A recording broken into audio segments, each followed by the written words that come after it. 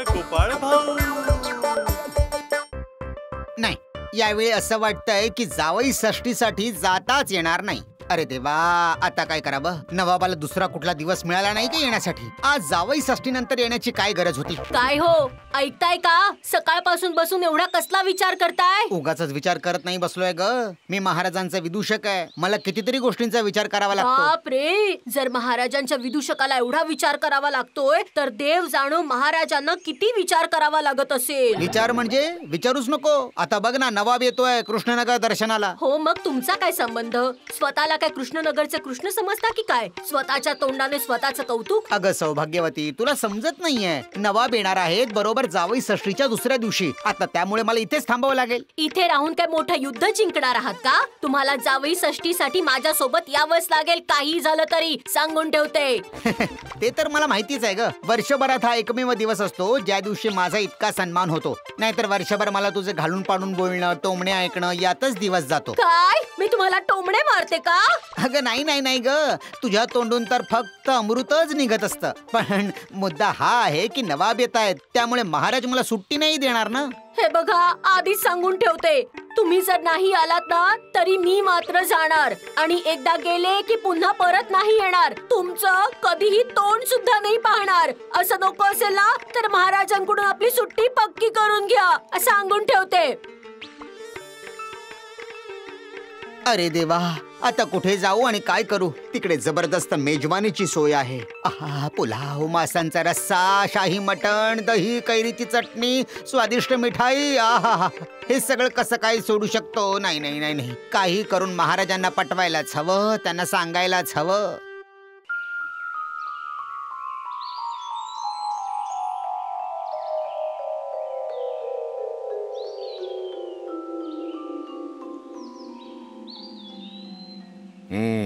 तुम्हा सगळ्यांना ठाऊकच आहे, नवाब परवा येत आहेत. समजलात ना मंत्री? त्यांच्या व्यवस्थेमध्ये कोणतीही कमतरता राहता कामा नये. महाराज, नवाबांच्या स्वागतात कोणतीही चूक होऊ नये म्हणून मी तुमच्या आदेशाने संपूर्ण शहराची स्वच्छता करून घेतली आहे.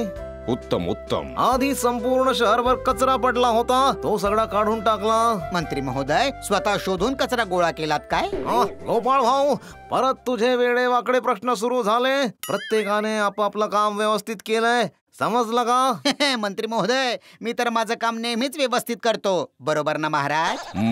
तर राजज्योतिषी, तुम्ही सांगा, नवाब आल्यानंतर सगळं सुरळीत पार पडेल की नाही? महाराज, काळजी करू नका. सध्या शुभ काळ सुरू आहे. नवाबांच्या आगमनाने कोणताही अडथळा येणार नाही. फारच उत्तम. वैज्ञानिक, मग तुम्ही काही नवीन शोध लावला की नाही? काहीतरी असायला हवं ना. नवाब पाहून खुश झाले पाहिजेत. क्षमा असावी महाराज, काहीतरी नवीन शोध लागला असता तर सगळ्यात आधी तुम्हालाच सांगितलं असतं.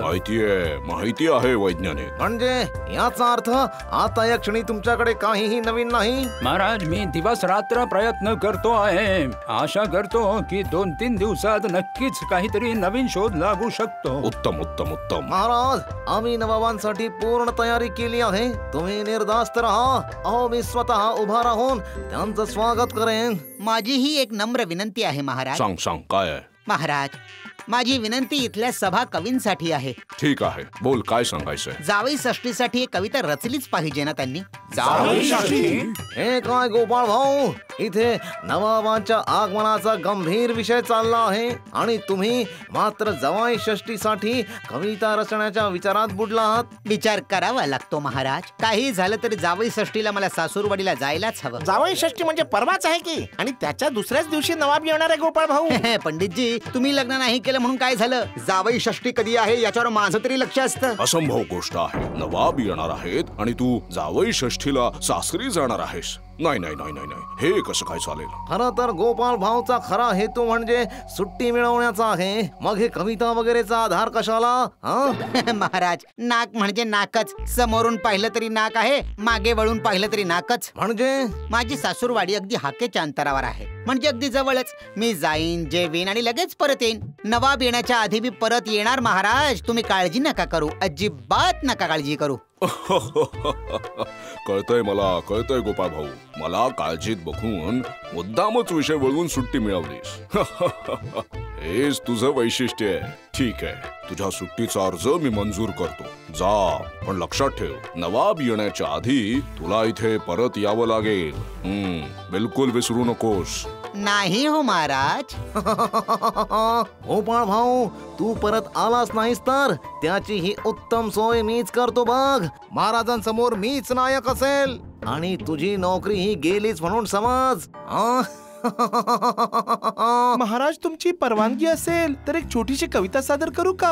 हो हो, नक्कीच नक्कीच. ऐकवा. महाभोजनाची भरली ताटे जावई गोपाळ भाऊने खाल्ली भरभरून. हसण्याची ताकद उरली नाही, तिथेच गेला झोपून.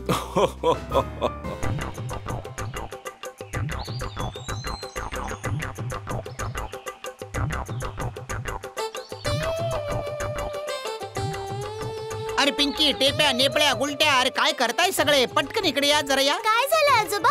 आम्ही सगळे खेळतोय. आजोबा, आज काय आणलंय पिशवीतून? अरे तुम्ही खेळताय हे मला दिसतंय. माझ्या डोळ्यांची दृष्टी अजून शाबूत आहे. आजोबा, जे बोलायचं ते बोला तर ना. ऐका, उद्या सकाळी आपण सगळे तुमच्या बाबांच्या मामाच्या घरी चाललो आहोत. बाबांच्या मामाच्या घरी? हो, तिथे आपण खूप मज्जा करणार, छकास जेवण पण करणार. मज्जा येणार.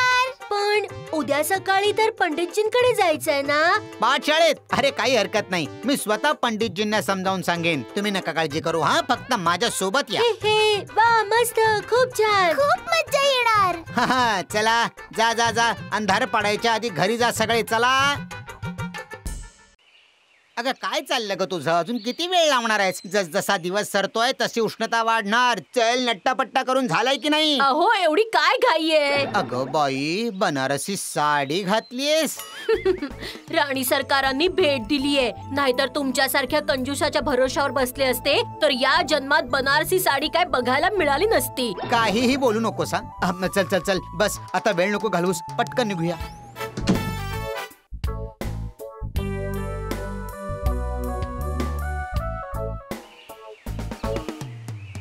अरे टेप्या, गुलट्या, पिंकी, नेपळ्या, सगळे तयार आहात ना? आजोबा. अरे मग उशीर कसला? चला लवकर निघूया. बसा बसा बसा बसा. जय माता दुर्गे.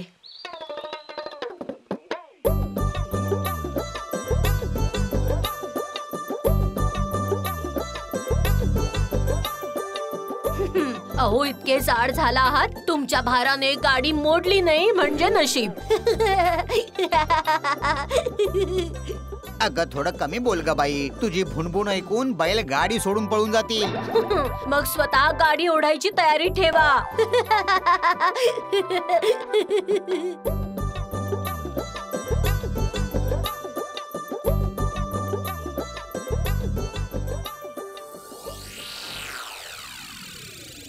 बरं चारू, सांग पाहू, संध्याकाळचा समास काय होईल? पंडितजी, आता तर सकाळ आहे.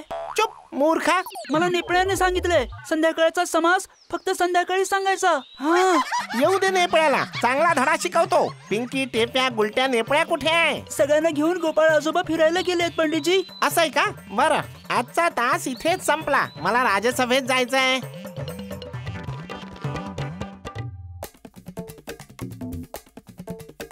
महाराज, मला एक फार मोठी तक्रार करायची आहे. का पंडित?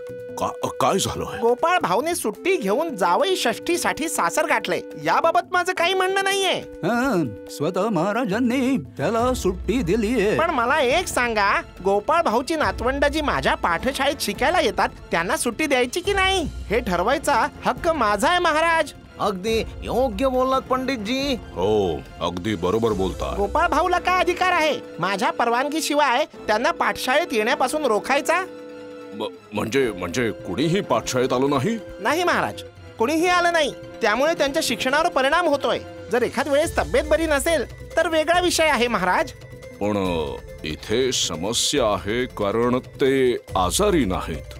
महाराज, गोपाळ भाऊ सगळ्यांना घेऊन जावई षष्ठीच्या जेवणावळीत रमला आहे. हे लाजीरवाणा आहे महाराज. ह्या वयातही गोपाळ भाऊला इतकं काय वेळ आहे जावाई षष्टीचा? आणि वर नातवंडांना देखील सोबत घेऊन गेलाय. पंडितजीला सांगितलं सुद्धा नाही. मला यावर तीव्र आक्षेप आहे महाराज. तुम्ही साक्षी आहात महाराज की नवाब येणार आहेत हे माहित असूनही गोपाळ भाऊ निर्धास्त आहे. अत्यंत लज्जास्पद आहे. छी छी छी. ठीक आहे, परत येऊ दे गोपाळ भाऊला, मग मी त्याला चांगला जाब विचारतो. बोला मंत्री महोदय, तुमच्यासाठी काय करू शकतो? एक मोठं काम आहे बोटा घोटा. मोठ्या कामासाठी मुद्रा देखील मोठ्या लागतात मंत्री महोदय. मिळतील मिळतील 1000 मुद्रा मिळतील. 1000 मुद्रा? काय करायचं तरी काय आहे मंत्री महोदय? ऐका, आज जावाई षष्टी आहे. गोपाल भाऊ आज रात्री परत येईल. तुम्हाला काय करायचंय? त्याला अर्ध्या रस्त्यात अडवायचं आहे आणि त्याचं सगळं काही लुटायचं आहे. हे काय एवढंच? आणि हो, पण एक गोष्ट लक्षात ठेवा, गोपाल भाऊ सोबत लहान मुलं असतील. अहो, ती एवढूशी मुलं आपलं काय करणार? काही करूच शकणार नाहीत. आम्ही त्यांचे हातपाय आणि तोंड बांधून ठेवू. हा, बस एवढंच करायचंय, अजून काही नाही. आणि मग गोपाल भाऊ राज्यसभेत पोहोचू शकणार नाही. बरं, मग आम्ही जाऊ मंत्री महोदय? हो, पण काळजीपूर्वक, कुणालाही याची चाहूल लागू नये. गोपाळ भाऊ, आता तू काय परत येऊ शकणार नाही. नवाबांच्या समोर महाराजांचा चेहरा अगदी पाहण्यासारखा होईल. विदूषकाला न पाहून नवाब भडकून जातील आणि अगदी त्याच वेळी मी भगवानला विदूषक म्हणून प्रस्तुत करेन. वा, काय योजना आहे. नवाब मला इनाम देतील आणि महाराज आपली अब्रू वाचवण्यासाठी मला मोठं बक्षीसही देतील. माझा पगारही वाढेल आणि त्याच सोबत जाणार गोपाळ भाऊची नोकरी. मजा येईल.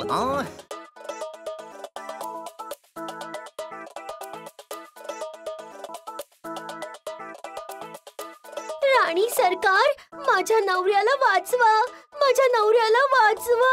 लाज वाटली पाहिजे. तुझ्या नवऱ्याची ही हिम्मत. महाराजांना कळलं तर त्याची नोकरी गेलीच समज. त्यांच्याकडून चूक झालीये, त्यांना शिक्षा द्या, पण त्यांना नोकरीवरून काढू नका, नाहीतर आमचे खूप वाईट दिवस येतील. तुझ्या नवऱ्याने आधीही असले उद्योग बऱ्याचदा केलेत. इतक्या वेळा शिक्षा भोगूनही जराही सुधारला नाहीये. राणी सरकार, मी तुमच्या पाया पडते. यावेळी सांभाळून घ्या, कसंही करून सांभाळून घ्या. यावेळी मंत्र्यांचं काय होणार आहे मला माहित नाही, पण मी महाराजांना सगळं काही सांगणार आहे. तुझ्याबद्दलही सांगणार आहे. नाहीतर तू जर आम्हाला सांगितलंच नसतंस तर आम्हाला कळलं देखील नसतं की असं काही घडणार आहे ते. तुम्ही खूप दयाळू आहात राणी सरकार, खरंच खूप दयाळू आहात. पण त्याआधी गोपाळ भाऊंना वाचवावं लागेल. नवाबांच्या समोर त्यांना हजर करावंच लागेल. आता तू जा आणि तुझ्या नवऱ्याशी याबद्दल काहीही चर्चा करू नकोस, नाहीतर तुझंही काही खरं नाही सांगून ठेवते.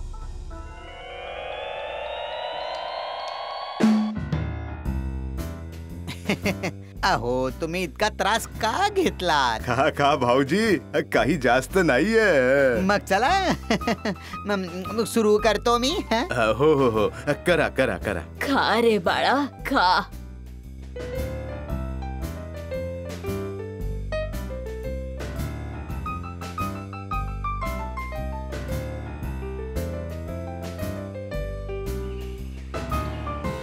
काय झालं राणी साहेब? इतक्या घाईघाईनं का बोलावलं? काही विशेष झालंय का? हो, खूप काही झालंय महाराज. खूप काही? महाराज, गोपाळ भाऊ संकटात आहेत. काय सांगतेस? महाराज, तुम्ही काहीही करा पण त्यांना या अडचणीतून वाचवा. पण मी आधीच एक वचन दिलंय. काय? कसलं वचन? आणि गोपाळ भाऊ अडचणीत आहे म्हणजे नेमकं काय? ज्यामुळे गोपाळ भाऊ अडचणीत आले आहेत त्यांना फार मोठी शिक्षा होऊ नये. पण तो कोण आहे? तुमचे मंत्री.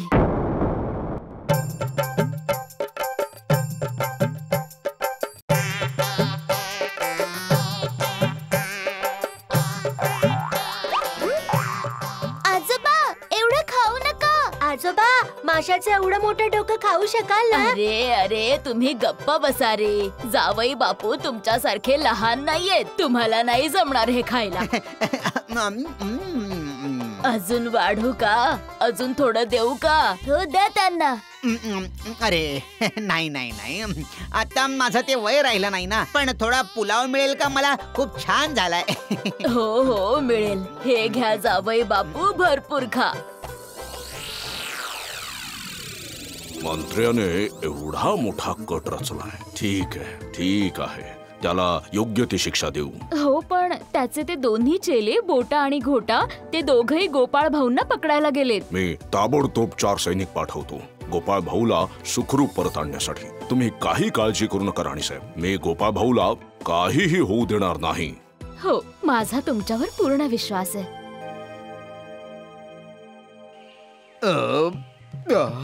जरा जास्तच खाल्ला वाटतं नाही का? होय तर घरी सामान आणतात अगदी मोजून मापून, आणि इकडे अख्खा स्वयंपाक फस्त केला यांनी. काय हो ना? अगं, तोंड बंद ठेवशील का? हे आमचे जावई आहेत. जेवढं खातील आम्हाला तेवढाच आनंद होईल. पण भाऊजींचं खाणं आधीपेक्षा कमी झालंय. हो तर, नाहीतर आधी सारखे असते तर झालंच असतं कल्याण. हे घ्या भाऊजी, हे पान खा आणि मग थोडा वेळ आराम करा. होय होय होय, तेच करतो हा मी. झोप डोळ्यावर येतेच आहे माझ्या. पण हे बघा, मला जायचंय. नवाब येणार आहेत ना. आणि हो, तुझ्या बहिणीला काही दिवस राहू दे, पण मला मात्र जायला हवं. अंधार व्हायला अजून वेळ आहे ना. रात्री तर झोपच येणार नाही. खूप लांबचा प्रवास करायचा आहे ना. आता जरा डुलकी हो, तेच योग्य होईल, तेच योग्य होईल भाऊजी. मी काय म्हणतो, मनसोक्त जेवल्यावर दुपारची झोप म्हणजे परमोच्च सुखच असतं.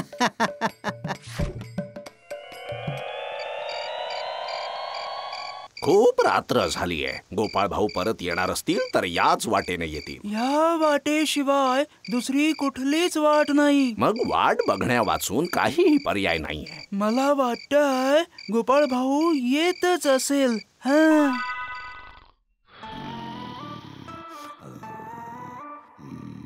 अहो, ऐकताय का? अजून किती झोपणार आहात? अहो, उठा ना. खूप रात्र झालीये. आता नाही उठलात तर राज्यसभेत पोहोचणार नाही बघा तुम्ही.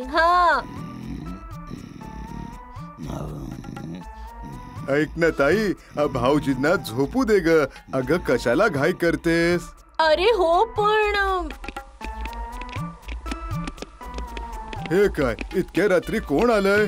महाराज कृष्णचंद्रांनी आम्हाला पाठवलंय. गोपाळ भाऊ एकटे परत आले तर त्यांना अडचण येऊ शकते, म्हणून आम्ही त्यांच्या सोबत जाऊ. पण आता तर ते गाढ झोपले आहेत. पण महाराजांचा आदेश आहे की गोपाळ भाऊ ज्या अवस्थेत असतील त्याच अवस्थेत त्यांना उठवून न्यायचं. आम्हाला परवानगी द्या. आम्ही आज जाऊन गोपाळ भाऊंना घेऊन येतो. अहो, महाराजांचा हुकूम आहे तर मी काय बोलू शकतो? यांना खांद्यावर उचलून नेण्याशिवाय दुसरा काही उपाय नाही. काय काय म्हणालात? हा काही मृतदेह आहे का खांद्यावरून घेऊन जायला? ते जिवंत आहेत अजून. दुसरा पर्याय नाही वहिनी.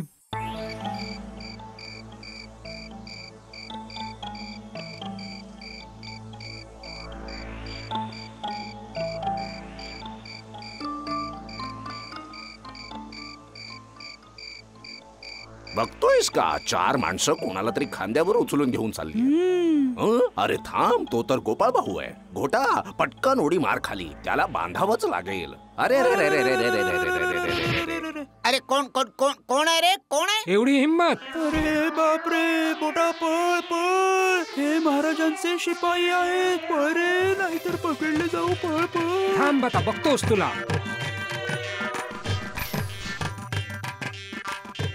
आता चल महाराजांसमोर, तिथेच तुझा न्याय होईल. अरे बाप रे, आम्हाला सोडून द्या. मी स्वप्न तर पाहत नाहीये ना.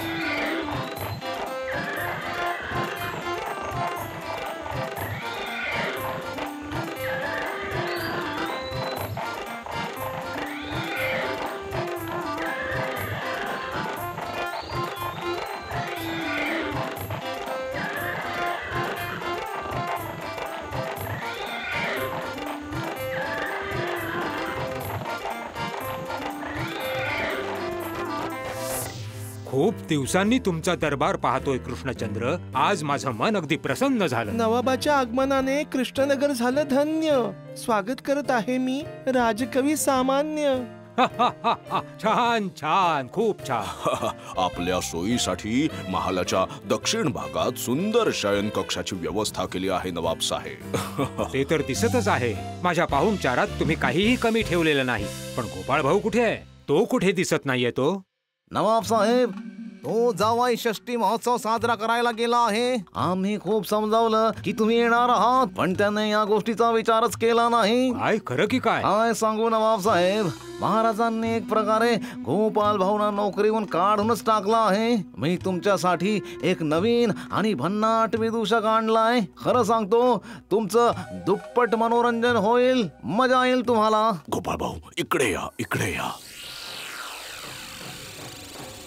मंत्री, कृष्णचंद्र आणि गोपाळ भाऊनी मला सगळं सांगितलंय. तुझ्या कृत्यांची चर्चा आता मुर्शिदाबाद पर्यंत पोहोचली आहे. जर तू माझा मंत्री असतास तर तुला आजच फासावर चढवलं असतं. परंतु तू कृष्णचंद्रांचा मंत्री आहेस, त्यामुळे तुझा न्याय कृष्णचंद्रच करतील. महाराज, मला माफ करा, माफ करा महाराज. पुन्हा अशी चूक नाही होणार. धिक्कार आहे मंत्री. शेवटी तुला गोपाळ भाऊला त्रास द्यायला बोटा घोटाला पाठवावं लागलं. काय म्हणतोस गोपाळ भाऊ? खर तर काल इतका जेवलोय की अजूनही हलू शकत नाही. मंत्री साहेबांनाही काही खाऊ घालावं का नाही का महाराज? मग याला अख्खी हंडी भरून ताक प्यायला द्या. एकदम मस्त कल्पना आहे नवाब साहेब. तुमच्या युक्त्या भारीच असतात. आणि तू असा विदूषक आहेस ज्याची कोणाशी तुलना होऊ शकत नाही.